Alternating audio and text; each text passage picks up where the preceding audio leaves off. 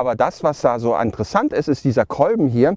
Und wenn die Samen ausgereift sind, ist das das beste Zundermittel, was ihr überhaupt verwenden könnt. Alles andere ist sehr schwer herzustellen. Hier, dann müsst ihr nur den Kolben sammeln, tut ihn in eine Plastiktüte, zumachen oben. Weil wenn ihr den so mit nach Hause nimmt und der sozusagen zu Hause nochmal nachreift, dann fliegen diese ganzen Fuseln durch die ganze Wohnung. Ihr braucht Wochen, um das wieder rauszukriegen. Aber dann habt ihr wirklich für den Zunder ein hervorragendes Mittel. Das kann man dann in so einer kleinen Dose reintun, wassergeschützt, und dann hat man das immer dabei, wenn man mit dem Feuerstab Feuer machen will.